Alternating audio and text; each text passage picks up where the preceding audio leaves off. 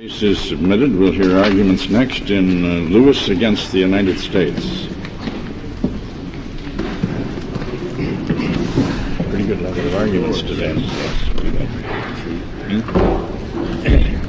Yeah, there's a lot of 80,000 questions. It's interesting. Don't you think it's a public record? Something that doesn't. I can see some talking at the hour.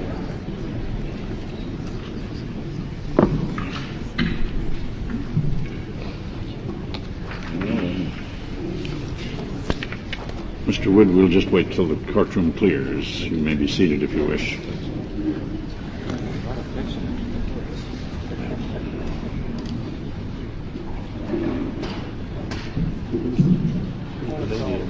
She's interested all day long. Maybe in law school.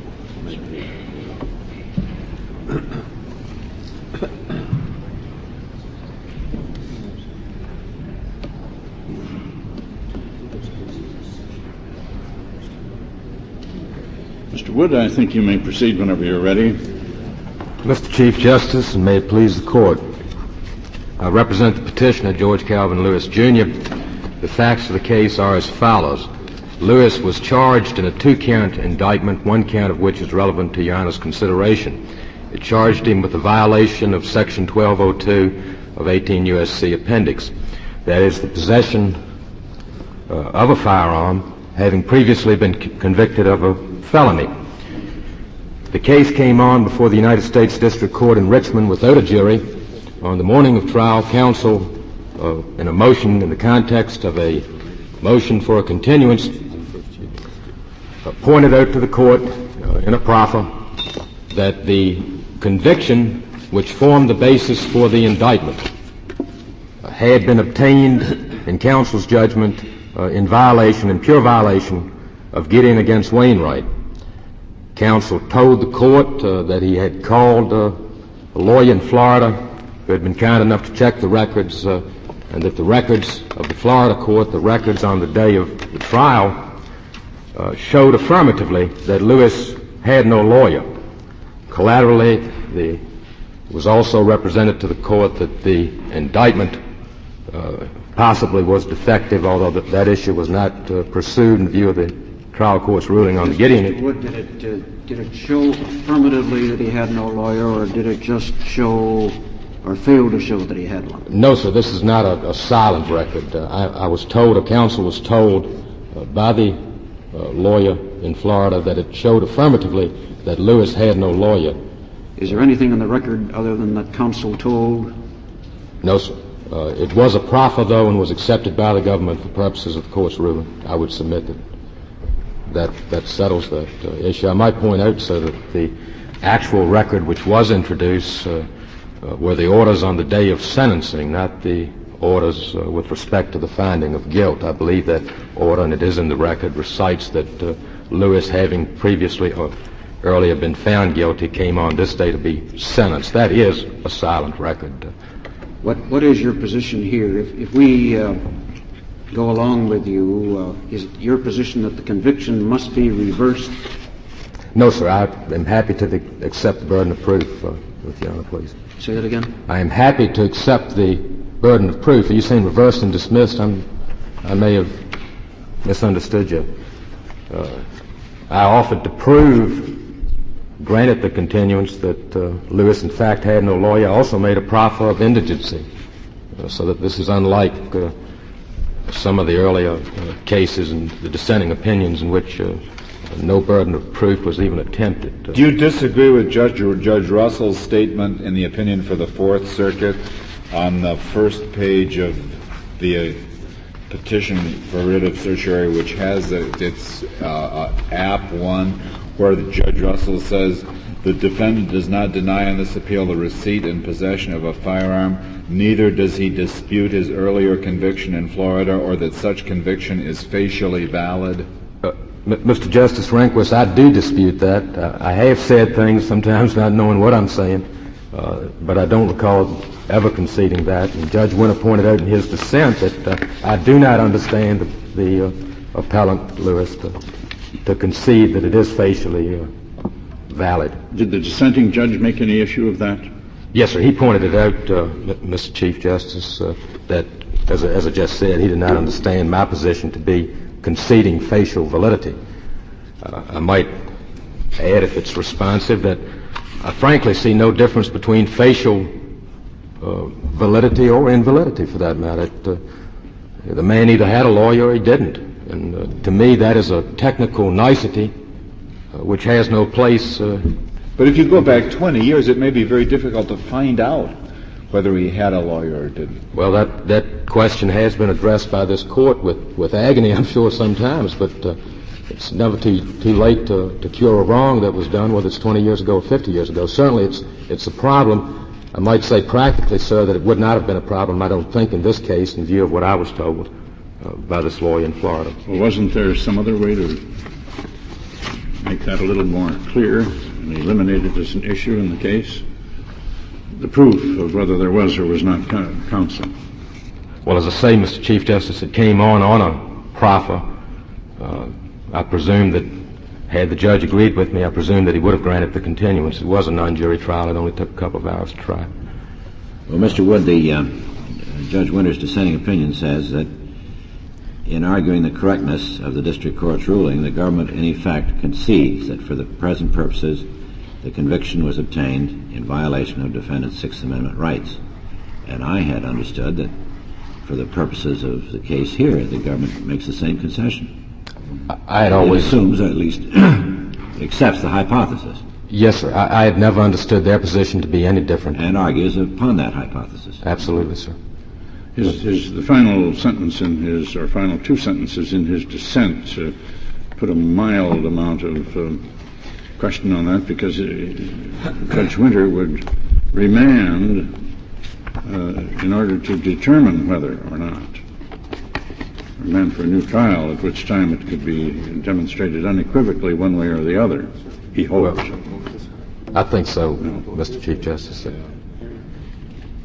I presume there would be a remand. I didn't take it as a stipulation so much as simply for the purpose of argument, for the purpose of my proffer. But in Judge Winter's view, that could not be accomplished except by granting a new trial, making a new record. Yes, sir. An inquiry into that, a factual inquiry. And that's what you tried to do, wasn't it? Yes, sir, absolutely. Exactly what it was. And that's what you complained about, that you didn't have a right to do that. Yes, sir. I thought I understood you. Yes, sir. Mr. Wood, under 922H, Yes, sir. it would be sufficient if your client were merely under indictment. Yes, sir. Yes, sir. Does that square with your position as to convictions? Oh, absolutely, sir. I think, Mr. Justice Blackmun, that the congressional intent in the indictment phase is obvious. The indictment, of course, is a temporary disability. One has his constitutional guarantees, for example, to a speedy trial, which will remove it in a short time. And the use of the word indictment certainly is unequivocal. May it please the Court, in constructing the statute, I would urge you that it is not necessary to reach the constitutional issue. The government, I think, the thrust of the government's argument has been and seems to be that if Congress had meant to exclude Lewis from the scope of the statute, that is, to exclude people who've been convicted in violation of Gideon, that it would have spelled it out. I think the reverse really is true. I think that had Congress, with its awareness of Gideon, had it meant to include people like Lewis, I think it's just as logical to say that they would have spelled that out. I'm told that, for example, after this Court's decision in Miranda and some other cases, that there was considerable congressional discussion about certain cases. And, of course, I don't believe there's ever been any great congressional stir over the Court's ruling in Gideon. So that certainly they were aware of Gideon. I believe Burgett, as a year prior to the enactment of the Act in 1968, certainly they were aware of Burgett. So that I think the constitutional issue can be avoided simply on statutory construction. Likewise, we are dealing with a penal statute. Now, it must be strictly construed. I would suggest, if Your Honor's pleased, that the statute is ambiguous for more than one reason. Obviously, if you took a literal reading of the statute, one who was convicted of a felony and one on appeal, for example, and had the thing dismissed, and later possesses a firearm. Well, if you read the statute literally, this man has been convicted of a felony. I don't believe it excludes people. Well, but doesn't the reversal affirmatively vacate the conviction so that there is at that time no conviction extant? Yes, sir. That isn't quite like the situation you have here, is it? That's right. And yet Lewis, even if he had filed his writ of coram nobis, a petition for writ of coram nobis or what have you, and had the judgment vacated, Mr. Chief Justice, he still would have been convicted of a felony at some time prior. So I think the statute is ambiguous. I think there's an ambiguity, a latent ambiguity in the word felon or felony or convicted of a felony. I think it's arguable, certainly, and I think convincingly that means validly convicted, certainly not void. I don't think there's been any question in this court's rulings in Lopa and Burgett, Tucker, that they're void. They're not voidable convictions and violations of Gideon. As a matter of fact, I believe that in Lopa against Beto, you framed the question in those words: may the petitioner attack a void judgment, a void conviction. Do you think the language of Congress on its face is susceptible of including within its sweep the position of a person who has been convicted by a jury, has appealed, and the appellate court has reversed the judgment and directed a judgment of not guilty to be entered? Yes, sir. I think so, but I think there is an important difference. And you really see no difference between that and the question of a person who's been convicted and who, after he's prosecuted under this statute and who's never appealed, now says, "I didn't have a lawyer." I do see a difference. I think the man that you mentioned first, the man who had his jury trial, presumably had a fair trial. I think it might be more analogous to say, what if he had a jury trial but no lawyer? We're talking about, Mr. Justice Rehnquist, the most precious of all federal rights. This one, all the rest of them are meaningless. I think there is a difference. At least that man's had it fair and square. If he argued Well, but he was successful too in yes. arguing, got his conviction reversed. Here, this person never bothered to take any action to get his conviction set aside until he was indicted for a new trial for another offense. That's correct, and it raises an interesting point that I've thought about: is what if Lewis had come into my office, and I hope I don't publicly confess malpractice or potential for it, but if he'd come in and said, "Look, I've been convicted in violation of Gideon against Wainwright. I had absolutely no lawyer. What have I got to do?" I don't think it would be malpractice for a lawyer to say nothing. That is, do nothing. It's a void conviction. And I think that... unless you were planning on going out and buying a firearm. No, that's right. I mean, obviously we'd take the precaution. But or you were going to apply for a job where you had to list any prior felony convictions. I suppose it might be desirable to have his record cleared, wouldn't it? I think it would be to have his record cleared, yes, lots of times that would be a bar to employment. Yes, sir. It may of course, also, I assume he probably takes some risk of retrial whenever he does it, too.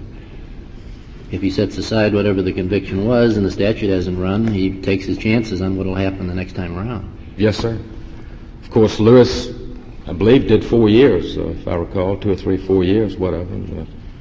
That was the time to do it. Why he didn't do it, of course, none of us know. Mr. Wood, supposing instead of no lawyer he'd offered to prove, and for purposes of decision the government accepted the fact that his conviction rested entirely on a conviction that was obtained from him by stringing him up over a door and beating him up or something like that, and therefore the conviction was void.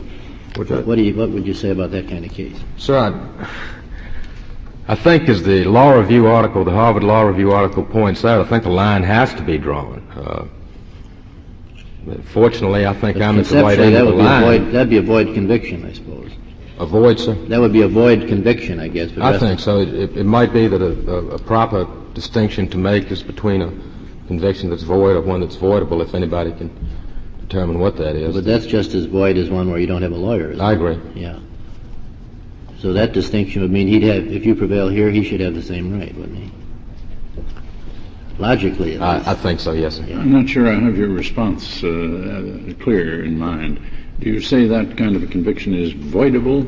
No, sir, I didn't mean that. I perhaps was over-responding, but I was suggesting that obviously a line has to be drawn. You can't come in and collaterally attack on any ground. And did you say that he spent 4 years in prison under this conviction? He spent some years in prison, Judge, and Mr. Justice Berger. So he certainly didn't think his conviction was void during that period, did he? Whether that makes any difference or not? Well, he knew he was behind bars. I don't mean. No, sir, he never attacked it. He had no habeas corpus, no collateral attack of any kind on the conviction. No, sir. Of course, as you pointed out in the dissent, Mr. Chief Justice, when Lewis was convicted, it was the law of the land. I believe he was convicted just prior to Gideon, and put away in prison in Florida. I believe this is in the record, so I'm not going outside it. When he got out of prison in Florida, joined the army and went to Vietnam, and then came out. So no, he didn't think it was void, obviously. I would like to, if you please the court, touch on some more aspects of the constitutionality.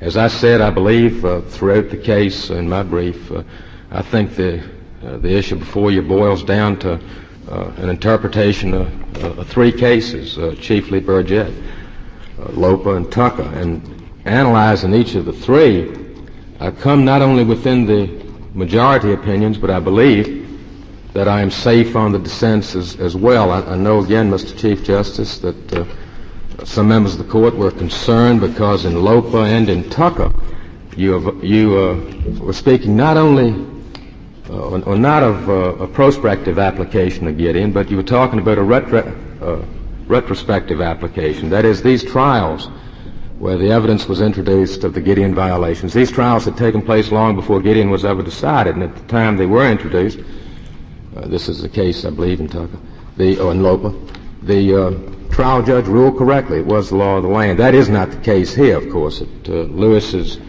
trial in Richmond a couple of years ago, the law of the land was Gideon, and he had been clearly convicted in violation of that. So I believe I have excluded that portion of the dissent. I find it impossible, difficult, as Judge Winter did, to make any meaningful distinction between this case and Burgett against Texas. I had thought that the court had made clear that a conviction obtained in violation of Gideon was useless for any purpose, either to enhance punishment or to establish guilt. And both were done in this case. That is, he gets 18 months to serve by reason of this conviction, so he's got an enhanced punishment. And it was used as a predicate for the conviction itself. That is, the whole basis for it was this conviction in violation of Gideon. I would, Mr. Chief Justice, ask that the balance of my time be reserved for whatever rebuttal I'd had. If I may add one thing that I think I've made clear, but it's worth repeating, and that is the government and I apparently differ on the phraseology of the issue. I phrased it so in the petition that whether one convicted in violation of Gideon against Wainwright could defend a firearms charge on that basis. The government has a more sweeping phraseology, and they have throughout their brief referred to it as may one attack the constitutionality. I come here today on the wings of Gideon, Lopa, Burgett, not on any other basis. When was the section passed under which your client was 1968, if you know, please. 68. Was there a predecessor or not? Judge, I don't know. I believe there may have been, but I honestly don't know. This is part of the omnibus bill, huh? I'm sorry, Mr. Justice. Isn't this a part of the omnibus crime bill? Oh, yes, sir. Yes, sir. That was a fast one. Yes, sir. As this court pointed out, I believe, in Bass and recently in Batcho. Mr. Levander?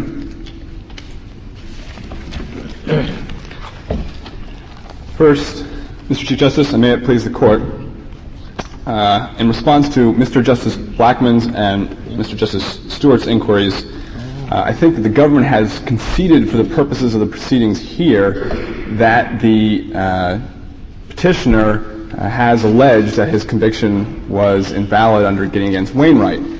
If the court accepts either petitioner's statutory or constitutional claim and rejects the government's arguments, then the appropriate remedy, I think both petitioner and respondent agree, would be a remand to the district court for determination of whether or not, in fact, the prior conviction was void under Gideon against Wainwright.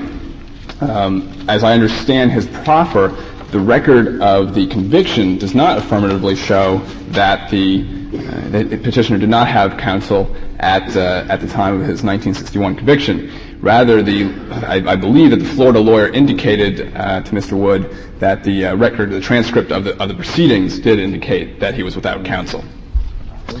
Well, let me see if I have that there. Showed that he was uncounseled or did not show that he had counsel? Which is it?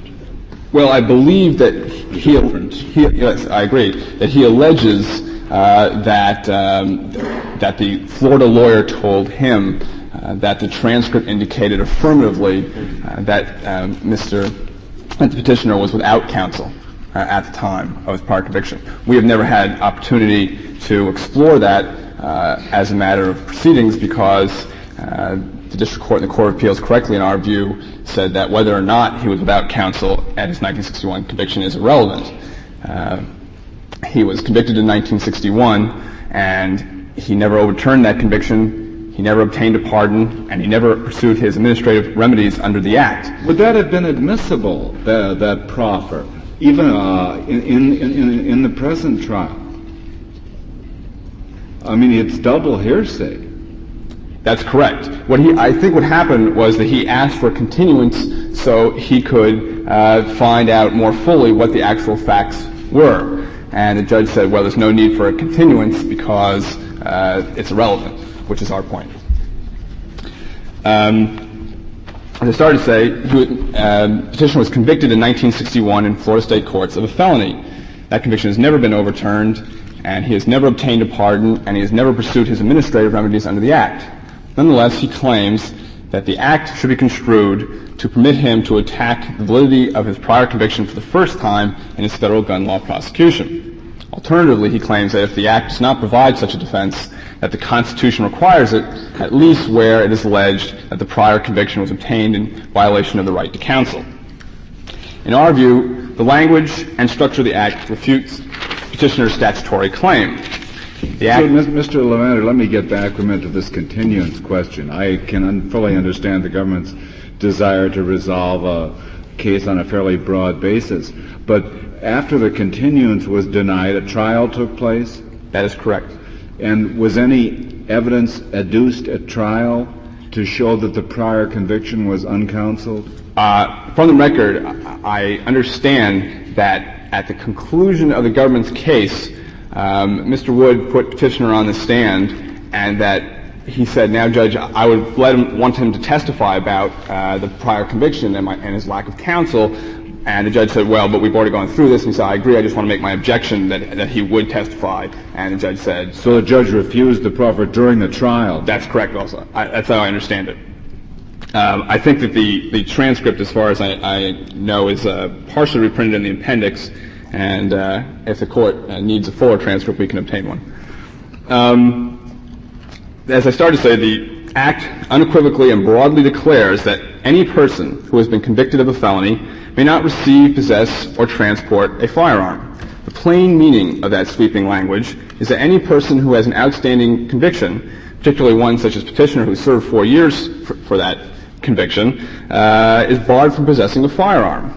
No exception appears in the language for a prior conviction that's invalid or a prior conviction that's invalid because of Gideon against Wainwright or anything like that. What you're saying, is it what you're saying, that if the man wants to purchase a firearm for whatever reason. Let's assume he was going to be a guard at a plant or a bank. That his first step is to go and take affirmative action by a collateral attack on the conviction and have it set aside on that ground, and then proceed to purchase the firearm in which he could recite that there was no valid conviction outstanding against him, or words to that effect. Is that what you're saying, in effect? That's absolutely correct, Mr. Chief Justice. I would point out a couple of things. First, of course, in this case, the petitioner was not going to become a guard at an institution. He was arrested for having a concealed weapon on his person as he was about to enter an illegal gambling casino. I would further point out that the Act gives the defendant who has been convicted and thinks he's either being convicted unfairly or who thinks that his conviction is not indicative of his propensity to misuse firearms, three alternatives before going out and possessing the firearm. First, he can collaterally attack his conviction in the appropriate court. Here, he should have gone back to Florida State Court, where they are familiar with Florida law and Florida proceedings and Florida records, and not raise it for the first time in a federal court after going out and possessing the firearm. Second, he could obtain a qualifying pardon under Section 1203 of the Act. The pardon must state specifically not only that he's pardoned, but that he is pardoned and can use firearms or can possess firearms. Third, failing the ability to overturn the conviction for one reason or another or get a pardon, the convicted person has the alternative under Section 925C of the Act to petition the Secretary of Treasury for dispensation. This is not a meaningless procedure. In the year 1978, some 1,754 applications were made by convicted felons for dispensation. And of those, something like 574 were actually granted. And so this is a real procedure which is followed by many people who are apprehensive about their prior conviction. Now, as Starr said, there's no exception in the Act, there's no defense in the Act regarding the validity of the prior conviction. And such a defense would seemingly be irreconcilable with Congress's decision to impose a similar firearm disability on persons under indictment. If Petitioner is correct about the statutory construction of the Act, then he would attribute to Congress the following purpose. The person who was convicted, albeit without counsel, obviously has already been indicted. Yet, even though he's been indicted and a jury or a judge has found him guilty beyond a reasonable doubt, albeit without counsel, he would be deemed more trustworthy than a person who is merely under indictment. Yet, a person whose conviction is overturned for lack of counsel is not scot-free. He is still under indictment. It's simply irreconcilable with the congressional language to construe the Act to permit a validity defense. We think the absence... But in this case, there was no discussion in Congress about any of this. Well, that's not exactly true, Your Honor. The language, the legislative history... It must have been about 10 minutes. Well, there's a lot more discussion about the parallel provisions in Section 922, and those were enacted at the same time and used the exact same language, has been convicted. And the legislative history as a whole shows a clear congressional purpose to broadly reach out, as this Court has recognized in Scarborough, in Barrett, in Huddleston, and in Bass, a broad purpose of Congress to limit the flow of firearms to persons who might potentially be dangerous to society. And certainly Petitioner fits into that category.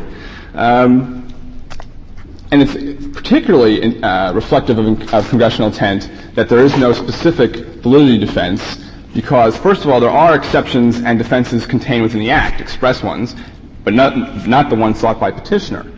Moreover, where Congress has thought it appropriate to allow defendants to challenge prior convictions, it has so provided. For example, in the Special Dangerous Offender Statute, which is found at 18 U.S.C. 3575E, Congress has specifically provided the defense sought by Petitioner here. Interestingly, and not provided in this Act, interestingly, the Special Dangerous Offender Statute was enacted as Title 10 of the Organized Crime Control Act of 1970. Title 11 of that very same Act is an explosives control statute which in haec verba adopts the gun control provisions. And yet in that Title 11, no special defense is made, the defense of the validity that is sought by Petitioner. So it's therefore clear that Congress knows how to create such a defense or exception when it wants to, and that it purposefully did not here. And that's quite understandable given the general thrust of the Act, which is that persons who by their prior acts or characteristics have indicated they might be dangerous should clear their name first before going out and possessing a firearm. It's a clear, bright-line rule. Petitioner's construction of the Act would encourage defendants and people who have been convicted to simply guess whether or not they think that their prior conviction is valid. That would certainly narrow the ambit of the Act and would also tend to defeat the purpose of Congress, which was to make sure that people who are running around with firearms or getting firearms are to be trusted. Well, is it a question whether they're to be trusted or whether they are the kind of people who fit into the category that Congress said should not be permitted to have firearms? That's right. Congress has sweepingly created these categories of persons, and a convicted person has various options to show that he doesn't belong in that category. One of them is simply not to go out and buy a firearm and ignore the fact of his conviction. What if he had been indicted and the indictment had never been pressed and he'd never been tried and was out on bail for 3 years, 4 years? The statute, would this statute apply? Well, the under indictment part would apply. Presumably he would go into court and simply have it dismissed for failure to prosecute under the Speedy Trial Act or something of that nature, or the Speedy Trial Clause of the Constitution. But I'm assuming he's done nothing. 3 or 4 years and has done nothing, and he's still under indictment and is then in the same posture as this fellow going into an illegal establishment with packing a gun. He would have violated the Act under 922 G or H if the receipt or transportation could be shown under the statutory language. Under indictment is under indictment. Convicted means convicted. We think that the thrust of Petitioner's argument is his constitutional claims based on the Burgett line of cases. Before turning to that, though, I think that in our view, this is really a due process case. And the question is whether or not Congress has the power to keep firearms out of the hands of persons that they think have exhibited characteristics which might suggest that they may misuse the firearms until such time as they clear their name. Well, that's not really the issue in this case, is it? I mean, I haven't heard the Petitioner question, for example, the power of Congress to keep firearms out of the hands of people who have been indicted for something. Well, if that's not the issue in this case, is it? It's well, not a due process issue. Well, let me try to explain. All right.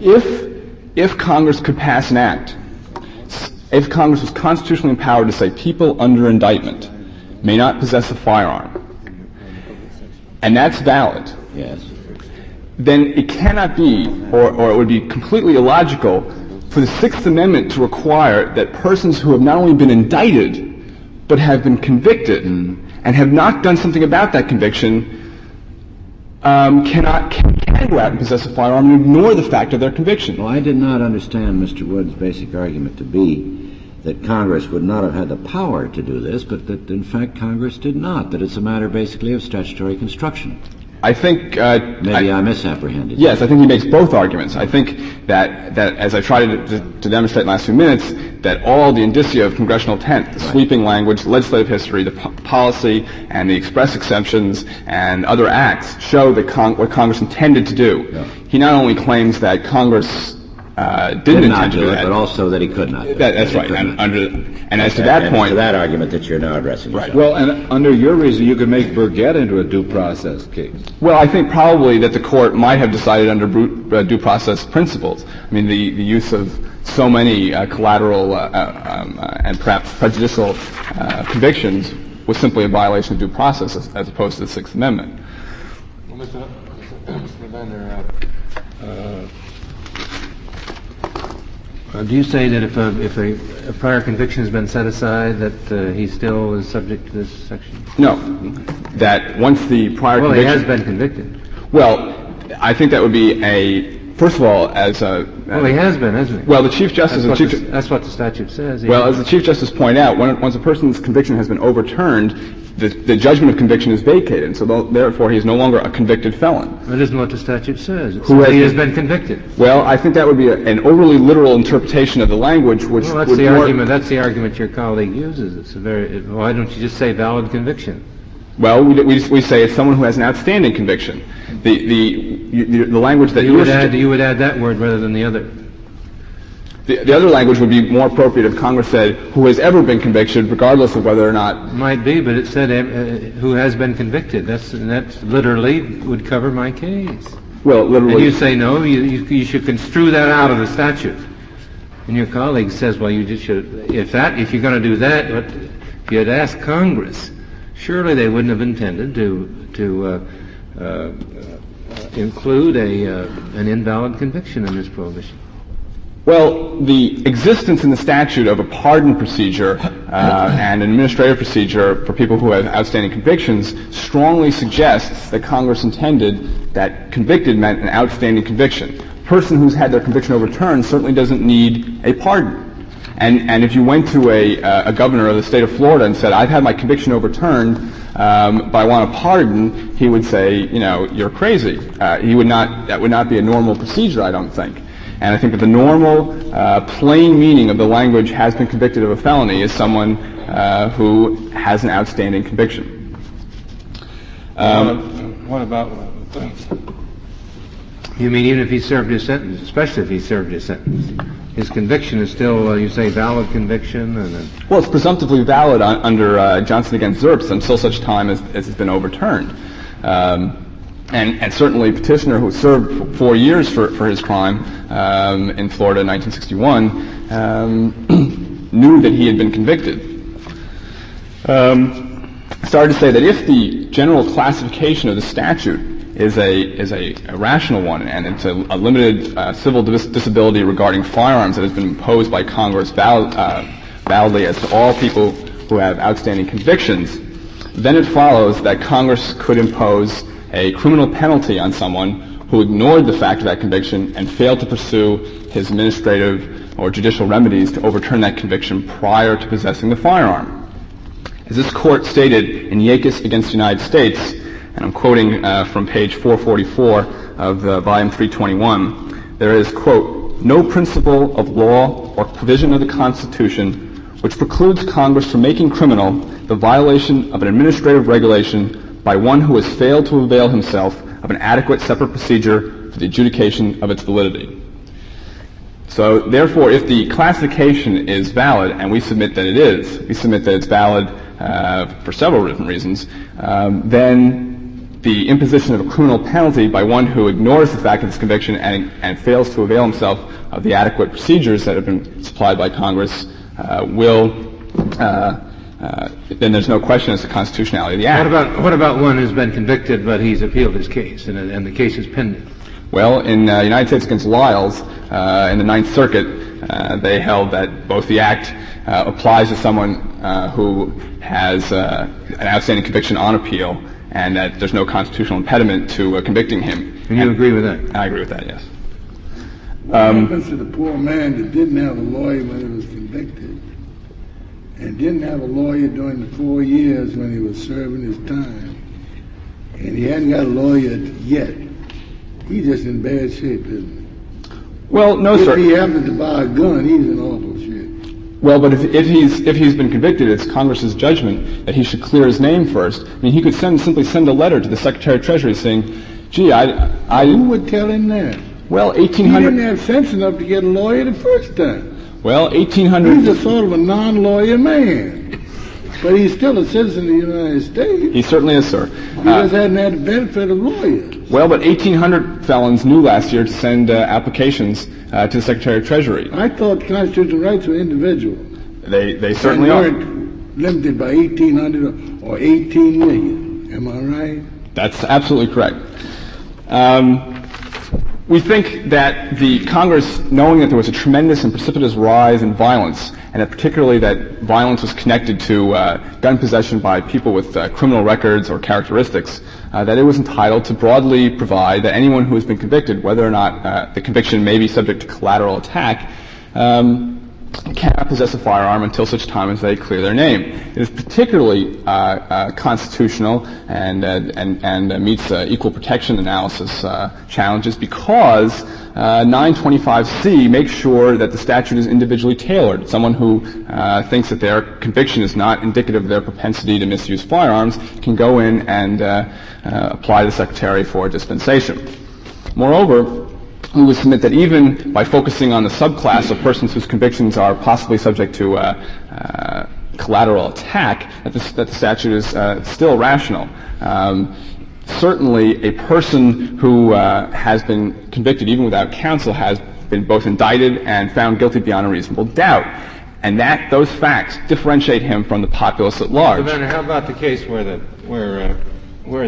possession of the firearm takes place before a conviction has been overturned, but it's overturned prior to indictment? He still violates the statute. So it just depends. It's the crucial is when he possesses the firearm. The crucial determination is that he must clear his name before possessing the firearm. If he's cleared it in habeas corpus and that is on appeal by the state? If he's cleared his name, once he clears his name, either it isn't clear, the state has appealed it.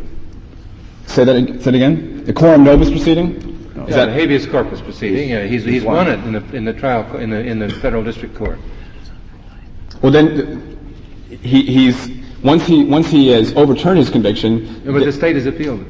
And the state is appealing. Then he still is under indictment under Section 922. So what difference does that make? Well, then he can't go out and receive or transport a firearm if he's still under indictment. But how about? Let's say he possesses He's a firearm. as bad off as the man that didn't have a lawyer. I'll go ahead. Okay. The main reliance of Petitioner is on the Burgett line of cases, and we think those cases are distinguishable for several reasons. First of all, in Burgett and in Loper and in Tucker, the reliability of the individual conviction was at issue, which is to say that a sentence was enhanced or credibility destroyed by reference to an uncounseled conviction. That is not the case under the federal gun laws. The reliability of the individual conviction as an indicator of the individual defendant's propensity to misuse firearms is simply not at issue in the federal gun law. Just before you proceed, Mr. Levin, I didn't understand.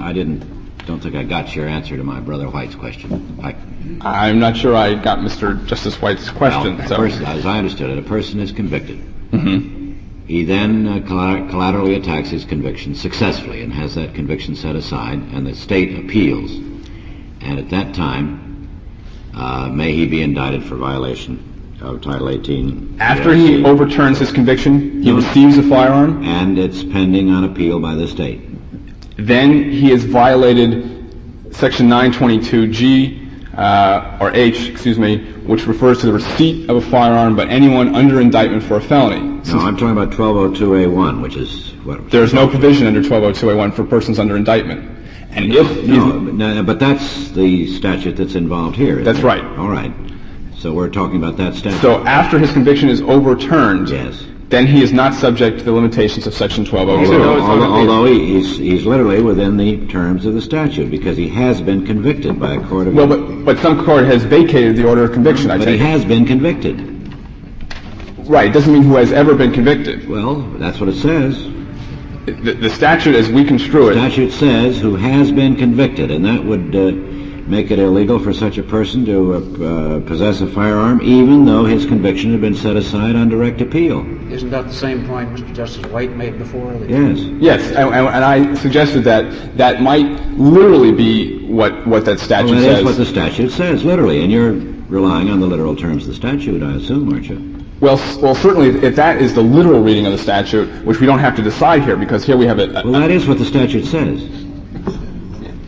Well, the literal terms, it's what the statute says. Well, when you think of someone, the plain meaning of someone who has been convicted of a felony, you don't think of someone who has overturned that conviction because his order of conviction has been vacated. Well, maybe you don't think of somebody as such, but the Congress made this statute applicable, made it a criminal offense for anybody who has been convicted, regardless of the ultimate fate of that conviction. Well, for the purpose... Can he be convicted? Can he be indicted and convicted for having violated the statute by obtaining a gun while there's an outstanding indictment against him? Yes, he could. Because the habeas corpus judgment doesn't nullify the indictment. It nullifies only the conviction. That's right. But he can't be under 1202A1, can he? Not in our view. That's the statute involved here, isn't it? That's right. If the man has had his conviction overturned, he's no longer someone who has been convicted. Well, how come? Because the word convicted is used by Congress there, in our view, means that someone who has a conviction outstanding. In other words, you're telling us the statute doesn't mean what it says. Well, the court need not decide that question here, since, in any event, your broader reading of the words has been convicted certainly applies to a petitioner who's never overturned his conviction. Well, I was wondering just what your argument was. Well, but you're not relying on the words of the statute. Well, we are. We're saying that the plain meaning of that statute is not the broader definition or literal definition that you're pressing upon me, but rather a medium position in between what petitioner can... Somewhere in between with what it says and what it doesn't say. Mr. Lavander, isn't it just like the First Amendment? Congress shall make no law. It means Congress may make some law. Some people say. Thank you, Mr. Fleck. Maybe you have a cousin to your petite policy and you don't indict in these cases where convictions are set aside. Anyway, I'm aware of no federal prosecution for someone who has possessed or received a firearm after the time that their conviction was overturned, and that is the policy that the government follows with regards to this act. I started to try to distinguish Burgett and that line of cases, and the first distinction is a distinction that this court drew in Loper itself. In a footnote in the majority opinion in that case, the court distinguished between two things. First of all, there is what was not good in that case was the use of an uncounseled conviction to impeach a defendant's testimony generally. However, the court suggested that a different result would be reached if, on direct testimony, the defendant got up and said, "I've never been convicted," simply ignoring the fact of his prior conviction, albeit uncounseled. In that case, he would just be ignoring the historical fact of his conviction as opposed to the general impeachment where the reliability of the conviction is critical to its impeachment value. And here we say the same thing. The reliability of the individual conviction with regard to the defendant's propensity to misuse firearm is only relevant in two respects. First, in the administrative proceeding before the Secretary of Treasury, and also that the general group of persons who have been convicted are more likely to misuse firearms than the populace at large. However, in the criminal trial itself, it is only the historical fact of conviction which is at issue. The second distinction I would draw between the Burgett line of cases and this case is that Congress has simply provided a timing differential. The defendant, the person who has been convicted, must go out and clear his name prior to obtaining the firearm. And the civil disability which is imposed by the statute attaches immediately upon conviction. The criminal penalty is imposed when he simply ignores the civil disability and ignores the administrative procedures set up by Congress or judicial procedures. In Burgett and in Loper and in Tucker, the first time that the prior conviction, allegedly uncounseled convictions in those cases, became relevant was at the criminal proceeding itself, not immediately upon the conviction. And therefore, it was appropriate to allow the defendants in those cases to challenge the validity of their prior convictions at the criminal trial. Here, Petitioner eschewed his right to challenge those his prior conviction at an earlier stage, which Congress directed him to do so, and for failing to do that, Congress has imposed a penalty. If counsel's interpretation of the Burgett line of cases and the Sixth Amendment is correct, it would lead to the conclusion that a person who is convicted, albeit without counsel, and is in jail, could escape from jail without any kind of penalty being attached. He can simply ignore the fact of his conviction and walk out tomorrow, because under his theory, it's as if there is no such thing as the conviction. And I don't think that's what Congress or this Court meant in those cases. Mr. Wood tells us in his reply brief that Virginia has held just that. Well, Mr. Wood suggests that the Court didn't, I think, correctly, that case says that the Court didn't reach that issue. It didn't have to. And the Court in Virginia has never said that, and there are other courts that have suggested quite the opposite, that a person can't simply ignore the fact of his conviction and escape. Why do you think that conclusion inevitably follows from his argument anyway? Well, I think he says that we're dealing with an act of Congress, and it's really, at least one of his points is, it's a matter of construing that act of Congress. And maybe the act of Congress that makes it a penal offense to escape from a jail or prison would be a question of construing that act of Congress. Quite a different statute. I'm now referring to his constitutional argument and not his statutory argument. No. And as to that, the logic of his position leads to the conclusion that the Sixth Amendment would justify such an escape as the defendant could simply ignore the fact of his conviction and walk out the jailhouse door. Thank you very much. Do you have anything further, Mr. Wood? Mr. Chief Justice, may it please the Court, just a few comments, if I may. The joint appendix, if you honor, please, beginning at pages 2, 3, and so on, show clearly that the point, I believe, was preserved.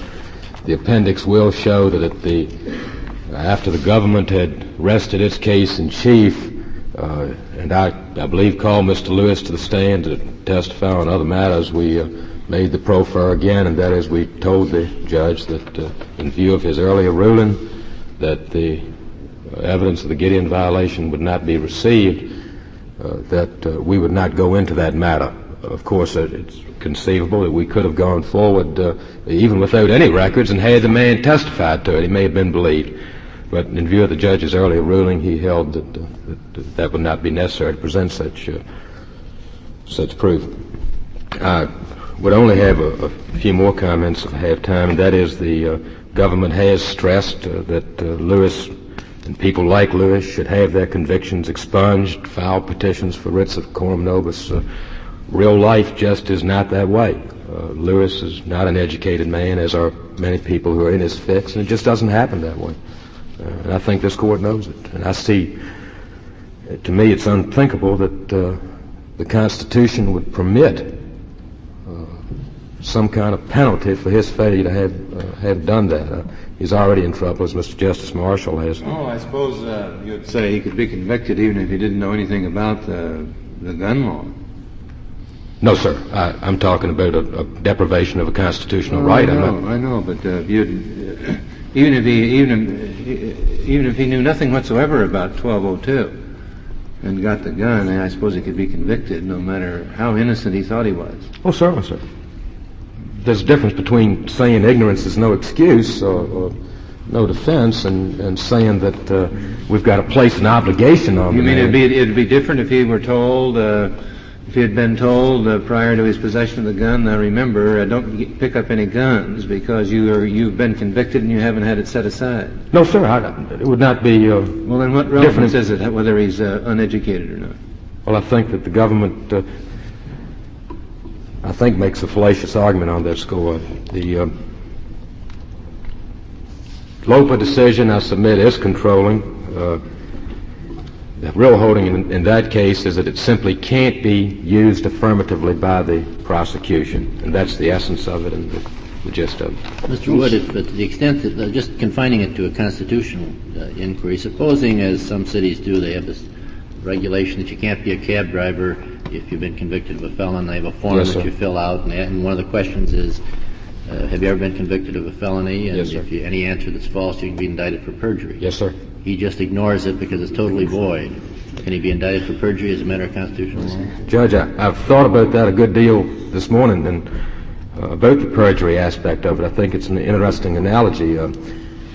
I think, and I can't remember the leading case that this Court decided not too long ago on perjury, but I remember reading it some time back, and I would think that you'd have a difficult time convicting him of perjury. I think there's enough ambiguity in the word felon. I think it means validly convicted felon. I think it certainly excludes a man who's convicted of a so-called felony in the absence of or flagrant denial of his Sixth Amendment right. I suppose then you're saying that in the 1202 prosecution you can litigate the validity of your prior conviction on any ground you want it. No, sir. What? What you mean? You mean facial validity, or is that it? No, sir. I make no distinction really. Well, what if he just says my conviction was invalid because they introduced tainted evidence? Hearsay evidence. Well, must the 1202 court hear that kind of an attack on his prior? No, sir. Why not? Well, I think the line can be drawn. The case you had before you today is a Gideon violation. Well, I know, but this is a Fourth Amendment violation. Yes, sir. I assume that he claims that he was convicted on the basis of evidence that was illegally seized without a search warrant, in violation of the Fourth Amendment. And the government says, well, so what? Let's assume that it was. You would say that, would that kind of a claim have to be heard in your case, in the 1202 case? I'm sorry, Jan, I may have misunderstood you. Well, in the 1202 case, would the court have to entertain that kind of a defense? Jan, I don't think so. I think the court can draw a line between what? Between one constitutional between those that are, for example, obviously void, and those that are voidable, whatever that is. I confess not to be able to articulate the distinction very well, but I think mine is an obviously void case. A number of states have a provision that if a person is incarcerated in prison under a life sentence, yes, and commits a homicide in an effort to escape, for example, yes, that death penalty is mandatory. Yes, sir. Now, suppose you have a man who's in prison under an uncounseled conviction for murder. He's entered a guilty plea without counsel. Yes. And he's in for life and commits the homicide. Yes. You would have to say, I suppose, that he could not be under that statute because he's in custody under an uncounseled, therefore unconstitutional conviction. Judge, I would have to say that. Yes. I think my time's up. Thank you. Thank you, gentlemen. The case is submitted.